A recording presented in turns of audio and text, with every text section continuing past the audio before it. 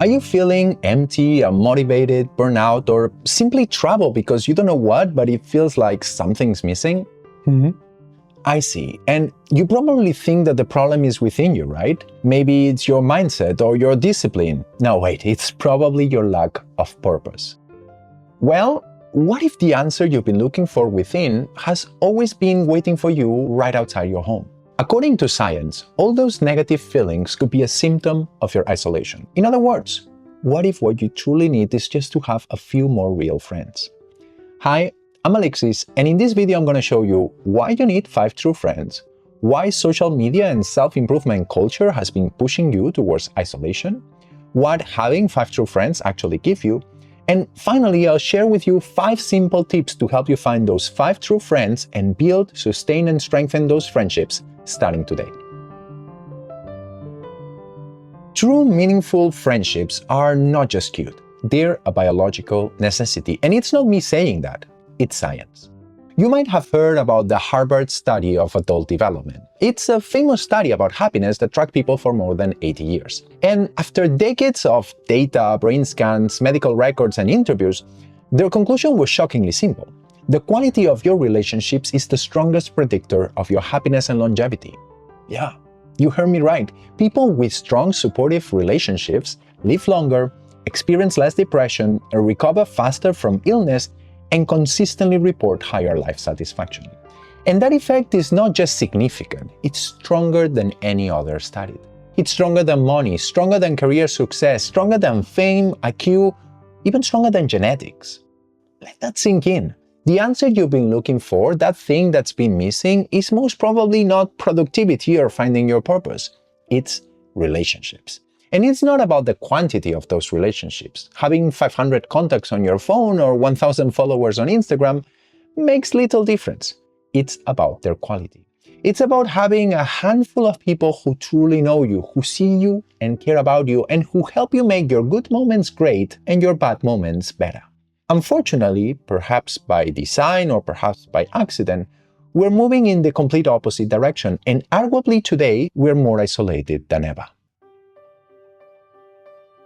If you're feeling lonely or gradually more isolated, I want to make this clear first. It's not your fault. I mean, you do play a huge role in your own social life, of course, but you're not doing that in a vacuum. You're a victim of your environment. We all are. Look, let me be blunt. Modern life is constantly pushing you towards isolation, while at the same time blaming you for feeling bad. It's the perfect crime. You're the victim, and yet you willingly choose to blame yourself. It's messed up. So, how did we get there? Well, let's take a look at some of the forces shaping our reality. Modern technology is literally cutting you off from the real world. You can work from home, you can order food and get it delivered with a simple tap, you can watch entertainment all by yourself, and if you want to, you can do pretty much anything completely alone. That seems like a lonely life though, but don't worry, because that's where social media and mobile technology come in to give you the illusion of connection. Is it the same? No, of course not. But it's more addictive and it makes them money, so what's not to love? My industry is not helping either, by the way. A big chunk of self-improvement culture is making things worse by encouraging you to grind it alone. Because who needs others, right? They'll just drag you down, so do the smart thing, cut the excess baggage, and focus on working on yourself. That's their message, and let me make it clear, I disagree. Finally, the economic system that we all rely on is pointing us in a very clear direction. Who gets the rewards? Who ultimately wins? It's the visionary, the entrepreneur, the leader. It's the individual. The message is loud and clear. We're being told left and right that we are enough, to the point that others are more and more seen as a hindrance to achieve the best versions of ourselves. In other words, we've romanticized the lone wolf. There's just a tiny problem though. We are humans, not wolves. And guess what, by the way? Not even the wolves want to be lone wolves. They need a pack to survive. And so do we, because we are social animals, and we need a tribe, no matter how cool it looks to pretend that we don't. We do. It's not something we can choose. It's coded in our DNA because for 99% of our history as a species, our survival has depended on belonging. And even though we've been made to believe that we don't depend on that anymore, we kind of do. We are pathologically underconnected, and the symptoms are everywhere. Because the reason you're feeling burnout might not be that you're working too much, Perhaps the problem is that there's nobody supporting you beyond that work. And that emptiness you feel sometimes might not be a sign that you're falling behind or that you haven't achieved enough.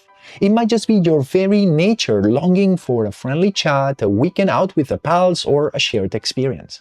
Look, you can go to a retreat to find yourself and meditate all you want. That's fine, and sure, it has some value. But if there's no one in your life who really knows what you're going through, sooner or later that emptiness is gonna creep back in, because that's a hole that no amount of self-searching is gonna fill. You know what can fill it though? 5 true friends. First of all, let's define true friends. I'm not talking about acquaintances, followers, subscribers, or networking contacts. I mean, all of those can play a role in your life, especially you, my dear subscribers, but not this role.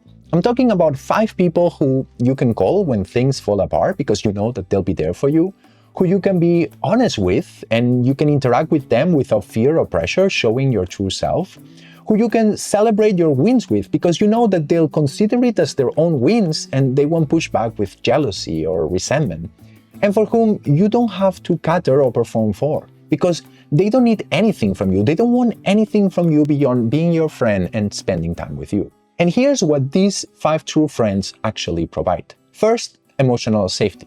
When you know you're not facing life alone, your nervous system relaxes. Chronic stress drops, you think clearer, you act bolder, and that confidence and security fuels your growth.